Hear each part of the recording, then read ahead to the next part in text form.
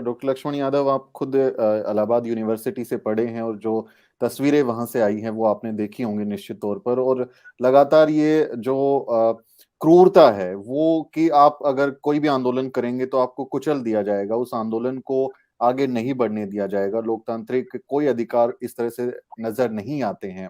तो इसको जब आप उस यूनिवर्सिटी से निकले हुए हैं, वहीं के माहौल से आए हैं, तो ये तस्वीरें आ रही हैं, तो कुछ क्या आपके ख्याल आए और ये लोकतांत्रिक अधिकारों पर किस तरह से इस हमले को देखते हैं आप? शुक्रिया सुमित जी, इस बातचीत को आयोजित करने के लिए और मुझे आमंत्रित करने के लिए। और निश्चित रूप से जिस बात का जिक्र रतनलाल सर ने किया, आपने किया, और मैं खुद उस बात को याद करके कल से सिहर जा रहा हूं, क्योंकि लाठियां छात्रों पर पड़ते हुए हमने जेएनयू, जामिया और डीयू, एएमयू और बीएचयू इन सब में देखी है। इलाहाबाद विश्वविद्यालय में भी ये सब हुआ, तो ये नया नहीं था। और बिल्कुल ठीक बात ये है कि हम जैसे लोग जो लंबे वक्त तक और पीछे के कई वर्षों से शिक्षा पर हो रहे हमलों के बारीकी से देख रहे हैं, तो दोनों किस्म के हमले हो रहे हैं। एक वो हमला है जो पर्दे के पीछे है, जिसे समझने में इस देश के लोगों की एक दो पीढ़ियां चली जाएंगी, तब उन्हें समझ में आएगा कि उनका क्या लुट गया। वो नई शिक्षा नीति की हमले हैं, वो रोस्टर के हमले हैं, वो शिक्षकों की नियुक्ति न होने देने के हमले हैं, और उससे भी बारीक वे हमले हैं कि कुलपति से लेकर के प्रोफेसर अपने विचारधारा और रिश्तेदारी देख करके नियुक्त किए जा रहे हैं। यानी पूरी शिक्षा व्यवस्था अंदर से खोखली हो रही है। और बाहरी हमला वो हमला है जो इन विश्वविद्यालयों में पुलिस प्रशासन और कई बार तो सत्ता प्रायोजित संगठनों के गुंडों को भेज करके करवाया गया। ये लगातार अनवरत जारी है, लेकिन इस वक्त जो हो रहा है वो किसी विश्वविद्यालय पे नहीं, एक पूरी पीढ़ी पर हमला है। और ठीक बात है, वो इलाहाबाद वही इलाहाबाद है जिसने हमें गढ़ा है। उसी इलाहाबाद में रह करके हम पढ़े और गढ़े गए हैं। और दोनों इलाके, मैं उन दोनों जगहों पर रह चुका हूं। एक जिक्र आ रहा है अल्लाहपुर का, और दूसरी जगह है चांदपुर, सलोरी, छोटा बघाड़ा का। ये दोनों इलाके विश्वविद्यालय, जो इलाहाबाद विश्वविद्यालय है और जितने कोचिंग सेंटर हैं, उन सब के आसपास के इलाके हैं। इन पूरे इलाकों में पूरे उत्तर प्रदेश के पूर्वांचल के 50 जिलों के, और तो कई बार हमने देखा है कि बिहार तक के जो नौजवान छात्र होते हैं, वो अपनी पीढ़ियों पुरानी गुलामी और विपन्नता को ढोने का जो उनका उनका उनका अभिशाप था ना, उसे अपने कंधे पर बोरी, अनाज की बोरी के साथ लाद करके इलाहाबाद उतरते थे। इलाहाबाद की जमीन पर वो सपने देखते हैं। और कभी उधर जाने का मौका मिले तो इस देश के मीडिया घरानों के लोगों को जाना चाहिए कि वो 10 बाई 10 के ऐसे कमरों में रहते हैं जिनमें रोशनी की बात छोड़िए, हवा भी दूभर होती है। यानी बेहद विपरीत परिस्थितियों में घर से बहुत मामूली से पैसे लेकर के वो नौजवान वहां इसलिए तैयारी कर रहे होते, और हर परीक्षा की तैयारी वाले मिलेंगे। ग्रेजुएशन और पोस्ट ग्रेजुएशन करने वाले लोग भी हैं, तो वनडे एग्जाम से लेकर के पीसीएस और आईएएस की परीक्षा तक की तैयारी वहां होती है। और उन जगहों पर भरे हुए विद्यार्थी हैं, वो पूरी अर्थव्यवस्था उस शहर की उनसे चल रही होती है। उन कमरों में वो कैसे जीवन जीते हैं उसके लिए कभी वो कैमरे नहीं चाहिए। लेकिन शुक्रिया अदा करिए उन कैमरों का, उन वीडियोस का जो आपकी स्क्रीन पर चल रहे हैं। इलाहाबाद में जो हॉस्टल और छात्रावास से लेकर के इनके अपने किराए के कमरों में घुस करके, खिड़की दरवाजों को तोड़ करके उनको उनके कमरे से निकाल करके बेरहमी से पीटा गया है। और एक बात गौर करने की है सुमित जी, ये वो दृश्य है जो कैमरे के सामने पीटे जा रहे हैं। अब ये देखिए जो आपकी स्क्रीन पर चल रहा है, वो लड़के जब लाठियां खाते हुए सीढ़ी से नीचे उतरे तो वहां नीचे कई दर्जन पुलिस वाले खड़े हुए थे। ये उन विद्यार्थियों ने बताया है। और अभी मैं आपसे बात कर रहा हूं, 2-3 व्हाट्सएप ग्रुप में वो विद्यार्थी वहां के हैं, चांदपुर सलोरी के, छोटा बघाड़ा के। पुलिस अभी जब हम बात कर रहे हैं, जो विद्यार्थी बाहर दिख रहा है उसे बेरहमी से पीट रही है और शोर मचा रहे विद्यार्थी अपना कमरा बंद किए हुए। कल से आज तक अभी चल रहा है ये दृश्य। और उन नौजवानों पर, जो नौजवान अमूमन खामोश होकर के सब कुछ सहते हुए चुपचाप पढ़ाई कर रहे थे और अपनी काबिलियत से वो इस काबिल बने थे कि उस नौकरी को अगर सही समय पर कर लिया जाए, नियमों में धांधली और हेरफेर न किया जाए, तो वो अपने आप नौकरी पाते, जितना पाते उतना पाते। लेकिन उन्हें नौकरी देने की बात छोड़िए, इतनी धांधली और इस कदर उन्हें पीटा जा रहा है, ये तोड़ कर रख देने वाला है। आपने मेरा अनुभव पूछा है, तो बिल्कुल ये वो दृश्य है कि हम उन्हीं गलियों से निकले। मैं तो सवाल उठाता हूं, उन्हीं कमरों से, उन्हीं छोटे छोटे 10 बाय 10 के कमरों से निकल करके आईएएस पीसीएस और डीएम एसडीएम और ये दरोगा बने, सिपाही बने लोग होंगे। किसके हुक्म पर आप इस बेरहमी से आप पीट रहे हैं नौजवानों को? आपने जिस तरह से लाठियां मारी, ये आतंकवादी लोग हैं। आप क्या कर रहे हैं इनके साथ? और गुस्सा है तो गुस्सा, मैं अभी भी इस चैनल पर बैठकर कहूंगा कि हिंसा का सहारा नहीं लेना चाहिए छात्रों को। किसानों के आंदोलन से सीखें, शांतिपूर्ण ढंग से काम करें। आज उन्होंने पटना के, अभी देखिए आपकी स्क्रीन पर चल रहा है, रेल रोक करके राष्ट्रगान गाया है। आप इनको कह रहे हैं कि आप राष्ट्रभक्ति और ये देशद्रोही लोग हैं। और सुमित जी, जो मुकदमे लगाए जा रहे हैं उत्तर प्रदेश में, मैं उसी पर फोकस कर रहा हूं, बिहार से हमारे साथी जुड़े, वो बोलेंगे उस पर। उत्तर प्रदेश में इलाहाबाद के विद्यार्थियों पर इतने संगीन धाराओं के मुकदमे लगाए जा रहे हैं, चिन्हित करके, कि उन विद्यार्थियों की साल 2 साल तो जमानत ना हो। वो विद्यार्थी जो आंदोलन में भी नहीं गए, वो अपने कमरे में बैठे थे और उनके ऊपर मुकदमा लगा दिया। अरे जिन इलाकों से वो आए हैं, अगली बार कोई अपने बच्चों को पढ़ने नहीं भेजेगा।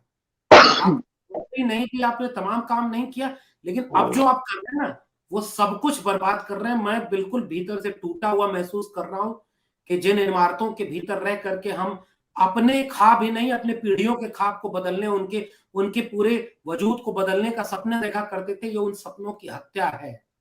ये मैं इसके आगे मैं बिल्कुल समझ में नहीं आ रहा कि मैं क्या बोलूं, लेकिन ये बहुत दुखद है। डॉक्टर लक्ष्मण, ये चुनावी माहौल में भी इस तरह का हमला, इसको आप कैसे देखते हैं? क्या कि डर नहीं है कि भाई चुनाव में कुछ नुकसान हो सकता है इससे, या फिर इसके पीछे कुछ स्ट्रेटेजी हो सकती है? कैसे देखते हैं आप इसको?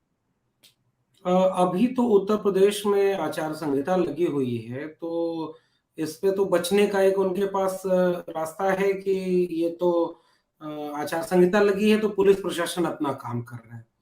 इसी तर्क को आगे बढ़ा दें तो एक सवाल ये पैदा होता है कि आपने कैसा पुलिस प्रशासन का ढांचा बनाया है?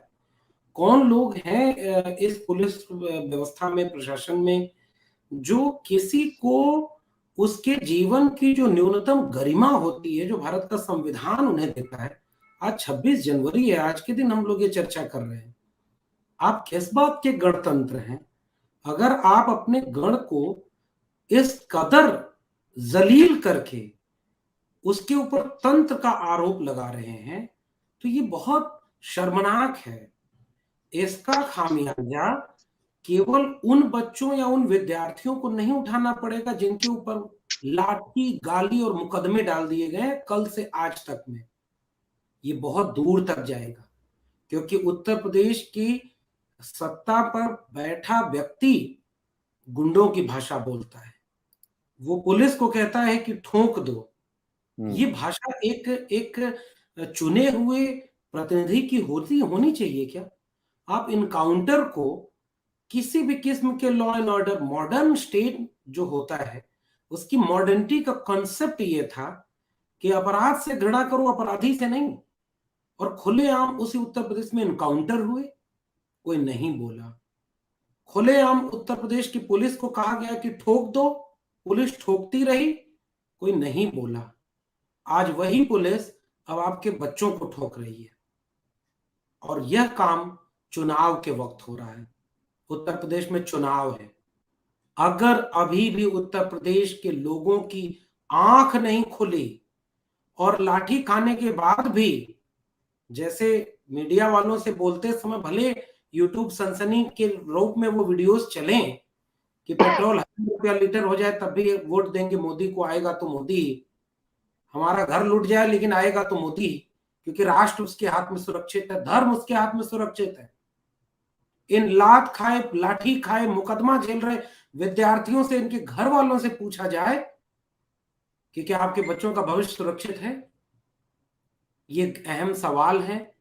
मैं उम्मीद करता हूं कि उत्तर प्रदेश की जनता दो काम करेगी। वो पेट्रोल, डीजल, सरसों का तेल, यूरिया 5 किलो का कम होना, उज्ज्वला गैस के सिलेंडर का दोबारा न भरा पाना, सिंचाई के लिए बिजली नहीं, कोई नई बिजली का कारखाना नहीं, खेतों में घूमते हुए सांड, ये सब कुछ तो रोज झेल रहे होंगे ना उत्तर प्रदेश के लोग। अब जरा ये भी देख लें कि उनके बेटे बेटियों को न तो कायदे की शिक्षा मिल रही है और न अब रोजगार मिलेगा। रेलवे वो भर्ती बोर्ड है जिसने सबसे ज्यादा, और ये किस्सा केवल आज का नहीं है सुमित जी, और अभी हम एक बिंदु एक नौकरी पर बात कर रहे हैं। ये वही रेलवे है जिसको बेचा जा रहा है। ये आखिरी आखिरी खेप है। अगर मिल गई नौकरी तो मिल गई, अन्यथा यह रेलवे तो अब अंबानी अडानी के हाथों चलेगी, बिक चुका है। शुरुआत अगर कहीं से होती है, टोकरी में रखा हुआ एक सेब अगर सड़ने लगा तो आपको पूरी टोकरी में सड़े हुए सेब देखने में वक्त नहीं लगेगा। ये रेलवे बिक गई है। सबसे ज्यादा ग्रुप डी और ग्रुप सी की नौकरियों में वंचित शोषित लोग थे, ये उनकी नौकरी चली गई है। अब डेली वेज के दिहाड़ी मजदूर बन चुके हैं। अब आपके बच्चे कहां नौकरी पाएंगे? और यहीं से आपके पिछले सवाल को जोड़ दे रहा हूं, रतनलाल सर बोल रहे थे, बिल्कुल ठीक बात है। ये जो लाठी और मुकदमे खा रहे लोग हैं, जरा इनको पोशाक से पहचाने भारत के प्रधानमंत्री, उत्तर प्रदेश के मुख्यमंत्री, बिहार के मुख्यमंत्री। बताओ इनकी पोशाक देख करके कि अंबानी अडानी के घरों के बच्चे हैं क्या? एक करोड़पति घर के बच्चे हैं। ये सब वो फर्स्ट जनरेशन, और इसमें भी 90% वंचित शोषित फर्स्ट जनरेशन होगी। ये पहली बार इलाहाबाद वो जगह है जो शहर पहली पीढ़ी के लोगों को नौकरी और शिक्षा दिया, आपने उस शहर पर लाठी मारी है और मारते जा रहे हैं। आप कहने को 2-4 पुलिस वालों को सस्पेंड कर देंगे। ये वो जो मैं उस इलाके में रहा हूं, उस इलाके में 5 रुपए 10 रुपए बचाते हैं विद्यार्थी। एक दिन सब्जी न खरीदा जाए, 2 दिन सब्जी चल जाए, किसी दिन दूध रोटी खा करके गुजारा करते हैं, घर से लाए हुए लाई चना खाते हैं। और मैं सुमित जी 2015-16 में हमने बेरोजगारी पर एक आंदोलन चलाया था दिल्ली में, और फिर उसको इलाहाबाद लेके गए थे। हमने 15-16 में इलाहाबाद में गली गली घूमे थे, क्योंकि हम विद्यार्थी थे तो हमको पता नहीं था। और जब हमने गलियां घूमी तो देखा कि जिसे यहाँ पर किचन कहते हैं ना, छोटा सा किचन, उसमें भी 2 विद्यार्थी रहते थे। भूइंधरा होता है, हमारे यहाँ भूइंधरा बोलते हैं। बेसमेंट, बेसमेंट में कोई रोशनी नहीं, कोई धूप हवा नहीं, उसमें विद्यार्थी रहता है। उसी कमरे के एक कोने पर गैस सिलेंडर पे खाना बनाता है, दूसरे कोने पर पढ़ता है, तीसरे कोने पर सोता है, चौथे कोने पर बर्तन धुल रहा होता है। वो विद्यार्थी हैं ये कोई। और मैं उन विद्यार्थियों से पूछ रहा हूं, अब बोलो कौन आएगा और खतरे में कौन है? उन लोगों से कॉलर पकड़ करके पूछने का वक्त है, तुम्हारा धर्म खतरे में था कि तुम्हारा देश खतरे में था कि तुम्हारे नेता खतरे में था? अरे तुम्हारे बच्चे का भविष्य खतरे में था। कल को तुम धर्म भी बचा लोगे, धर्म नहीं लूट रहा, अभी कहीं नहीं जाने वाला, राष्ट्र कहीं नहीं जाने वाला, और उनकी कुर्सी भी कहीं नहीं जाने वाली, नेताओं का कुछ नहीं होने वाला। आपका घर लुट गया है, ये बात मैं कह रहा हूं। और ये उत्तर प्रदेश और बिहार, आखिरी बात सुमित जी, ये आपने पिछली बार बोला था और इसको चुनाव से जोड़कर कह रहे हैं, मैं तो कह रहा हूं इस देश में अब क्रांति की जरूरत है। ये जेपी आंदोलन की जमीन थी। हम गुजरात में रोटी, हॉस्टल में एक रोटी का दाम बढ़ गया था, 1 पैसे 2 पैसे या चंद रुपए। वहां से जो छात्र आंदोलन शुरू हुआ वो यही उत्तर प्रदेश और बिहार की जमीन पर खड़ा हुआ। विश्वविद्यालय कैंपस इस देश के शाश्वत विपक्ष होते हैं, वहां ब्रेन तैयार होता है। आपने विश्वविद्यालय कैंपसेस को बर्बाद कर दिया, शिक्षा बर्बाद हो गई है। ये आखिरी मौका है, मेरा ये कहना है। अगर अभी भी आप इस देश में एक क्रांति खड़ा कर सकते हैं, वो किसी नीतीश कुमार, योगी आदित्यनाथ या मोदी का सवाल नहीं है। सवाल अब इस बात का है कि इनको तो आप तत्काल में हराइए, लेकिन अगर आप अपने बच्चों का भविष्य नहीं बचाएंगे, तो उनकी शिक्षा और रोजगार ये दोनों हमेशा के लिए खत्म हो चुका है।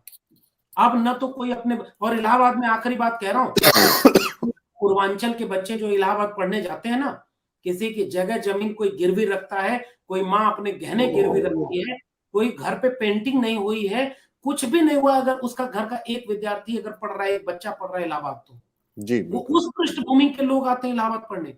और ये सब ध्वस्त किया जा रहा है। प्रतीकात्मक रूप से इसको समझना होगा। पहला जवाब 10 मार्च को दो, और दूसरा जवाब ये है कि इन लोगों से पूछो कि कौन आएगा। ये नेता जो आपको अभी भी हिंदू मुसलमान, कब्रिस्तान शमशान, कैराना पाकिस्तान, यही आपके मुद्दे हैं।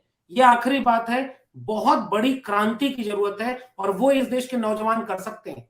और वो आप कह रहे हो सार्वजनिक संपत्ति को नुकसान मत पहुंचाओ, अरे सारी सार्वजनिक संपत्ति तो तुमने अंबानी अडानी को भेज दी, तो क्या बेचने के लिए जो बच जाए इसके लिए बचा रहे हो?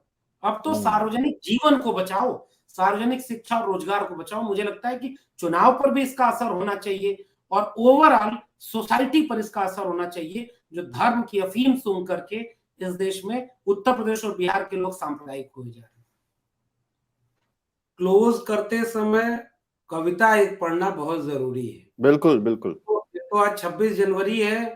हमारे रघुवीर शाह ने लिखा है कि राष्ट्रगीत में भला कौन वह भारत भाग्य विधाता है, फटा सुथन्ना पहने जिसका गुण हर चरना गाता है, और कौन कौन है वह जनगण मन अधिनायक वह महाबली, डरा हुआ मन बेमन जिसका बाजा रोज बजाता है। तो एक तो 26 जनवरी है, लेकिन ये जो लाठी चार्ज है ना, इस लाठी चार्ज पर एक बड़ी छोटी सी बहुत महत्वपूर्ण कविता बल्ली सिंह चीमा ने लिखी है। जामिया का लाठी चार्ज, जेएनयू का लाठी चार्ज, डीयू, बीएचयू और एमयू के लाठी चार्ज के साथ पटना और इलाहाबाद को जोड़कर सुनिएगा। रोटी मांग रहे लोगों से किसको खतरा होता है। अब रोटी को नौकरी रख दीजिए कि नौकरी मांग रहे लोगों से किसको खतरा होता है, यार सुना है लाठी चार्ज हल्का हल्का होता है, सिर फोड़े या टांगे तोड़े ये कानून के रखवाले, देख रहे हैं दर्द कहां पर किसको कितना होता है, बातों बातों में हम लोगों को वो सब कुछ देते हैं, बातों बातों में हम लोगों को वो सब कुछ देते हैं, दिल्ली जाकर देख लो कोई रोज तमाशा होता है, हम समझे थे इस दुनिया में दौलत बहरी होती है, हमको ये मालूम न था कानून भी बहरा होता है, कड़वे शब्दों की हथियारों से होती है मार बुरी, सीधे दिल पर लग जाए तो जख्म भी गहरा होता है, यार सुना है लाठी चार्ज हल्का हल्का होता है। शुक्रिया।